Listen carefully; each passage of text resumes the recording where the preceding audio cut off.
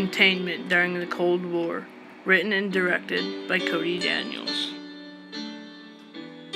The question may be asked, what is containment? The action or policy of preventing the expansion of a hostile country. The U.S. and the Soviet Union both considered the other country hostile and wanted to contain the threat.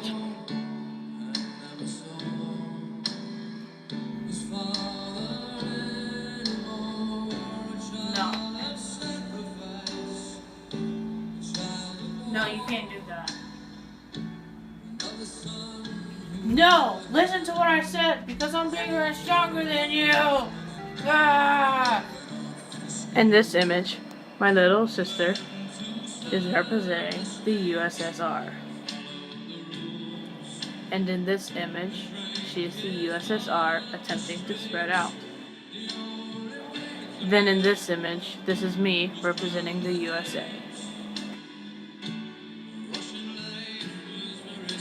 Then, finally, in this image, I am the USA attempting, or obviously containing, my little sister who is representing the USSR. In this photo, the arrows illustrate that the USA wanted to keep the USSR contained, and the USSR wanted to spread out its communism, but contain the USA. Here is a brief history on the subject of containment. The Department of State reached the zenith of its power and influence in the period immediately after World War II, under the guidance of three strong and influential Secretaries of State, George Marshall, Dean Acheson, and John Foster Dulles. The Cold War brought major changes to U.S. policy abroad, while McCarthyism targeted the department at home.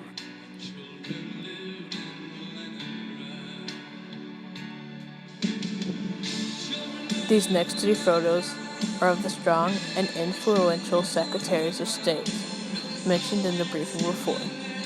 George Marshall, Dean Acheson, and John Foster Dulles. Another question that might be asked is, where did it start? The use of containment during the Cold War was suggested by George Kennan, who wanted the U.S. to stop the spread of communism into the rest of Europe and Asia. Truman put containment into play as the first major decision in the Cold War.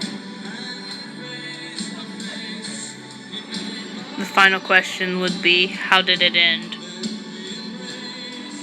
While the openly confrontational containment policy of early Cold War years were increasingly replaced by more covert counterinsurgency operations, the all-persuasive official justification of Soviet containment arguably concealed a mixture of much more pragmatic and economically driven considerations to keep proxy governments in strategic places.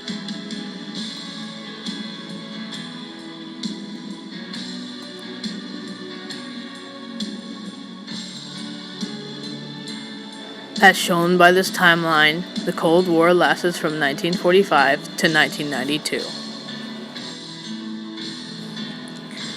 This is an editorial cartoon from that time period. Up above, it says, "Could this be tomorrow?" In this photo, a cartoon character is used in a film to help kids understand what they will need to do in case of a bombing. In this image, the kids are practicing what they learned from their good old friend, Bert the Turtle. In this image, there is an explosion occurring after testing of a nuclear bomb. Both the U.S. and the USSR were specializing in these bombs. In other words, the methods of containment may have changed and became more strategic and more money motivated. But containment was still present and is still present in the world today.